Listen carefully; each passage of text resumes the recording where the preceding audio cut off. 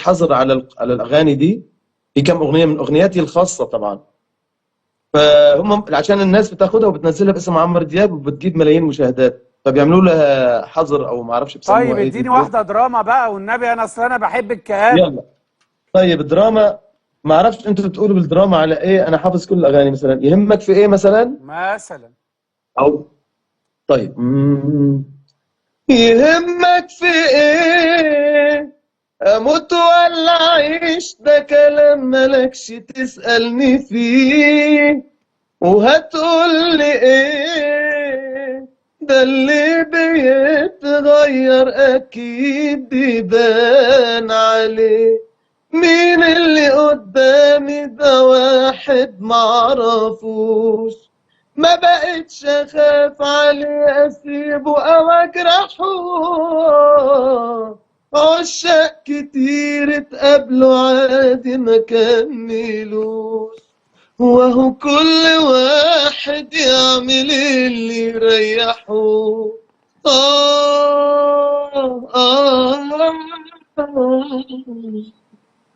وهو كل واحد يعمل اللي يريحه. غريب غريب مريب، غريب غريب. تعرف انت فكرتني بايه؟ ان شاء الله لما اجي مصر اه يشرفني اطلع معاك لا ده واعمل انا فيك. مستنيك على حرم الجمر. بس انا عايز اقول لك على حاجه وانت قاعد بعد ما تقفل معايا في الاوتيل كده، اتفضل. وانت قاعد في عمان. يعني انت في عمان ولا كانت الحفله فين؟ اه اه في عمان اه. قاعد فين، في جراند ميلينيوم ولا قاعد فين بالظبط؟ خلي بالك لا انا. الفندق الدوار اسمه الكام؟ فندق الدوار سيدي الكام؟ السيد الروتانا، مش عارف اسمه ايه يعني، اه هم حجزوني وجابوني. اه مش اه عارف الدوار الكام. طيب بص اسمع مني بقى.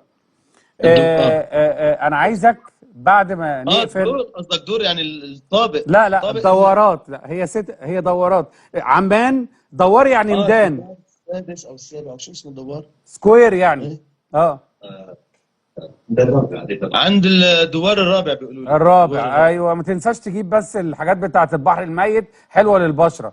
اسمع مني، حاضر حاضر يا حبيبي. عايزك بعد ما نقفل يا نور ولغايه ما تجيلنا بالسلامه، وان شاء الله يعني تيجي في الصيف ونشوفك في حفلات هنا يلا. وتبقى ضيفنا باذن الله في البرنامج.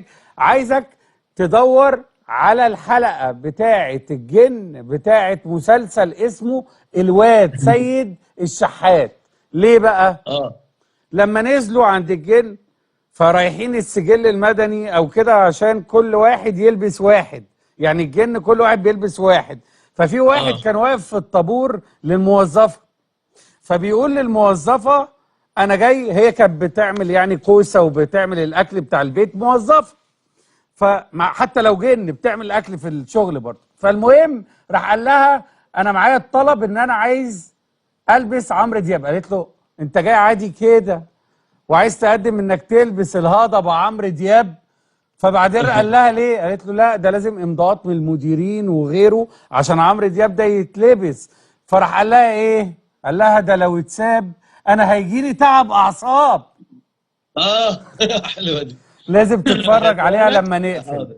بقول لك ايه، انت بطل جمباز فعلا؟ انا بطل العرب في الجمباز، حاليا مدرب. طبعا اعتزلت الجمباز بال 2004 يعني ما اخر عندكش دوره. اي مرونه؟ ما فيش مرونه دلوقتي؟ تحب تشوف اوريك؟ مين صديق ليك معاك؟ عايز اشوف حركه واحده ليك جمباز حاضر يصورك. حاضر. اديله التليفون.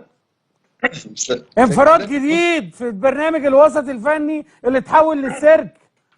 ايوه هات الشاشه عليه، هات الشاشه عليه. يلا بص على يلا يا الحركه دي، جماعه. بص على الحركه دي. يلا انفراد. فتح الحوض، برافو عليك. كده اه طبعا في حركات لا لا كتير. لا لا تاني عشان النت. مثلا ايوه ارفع. كمل. الله عليك. طب بقول لك ايه، اختبار صعب شويه. ممكن تغني حاجه لعمرو دياب وانت بتعمل كده؟ على فكره انا عملت مسرحيه كنت بسوريا وانا بلعب جمباز لا انا وبغني. عايزك جمباز بتغني لعمرو دياب، الاتنين مع بعض. الترند الجاي ولا يلا يلا غني. لحظه ثانيه. انت جايني بعد الاكل. وياك الحياة هتحلى وانا معاك، هو ده اللي انا بتمناه، واللي عيني شايفة احساس انه احلى واغلى الناس، خلى قلبي يقول لي خلاص اهدى بقى لقيناك. يا نور بشكرك عشان الوقت خلص بتاعنا بتاع الزوم، بشكرك جدا. حبيبي وان شاء الله حبيبي يا أستاذ هستناك أحمد. وهيبقى في بينا تواصل. البرنامج ده بيعمل حاجات يا جدعان، انا والله العظيم ما انتوا شفتوا كده قبل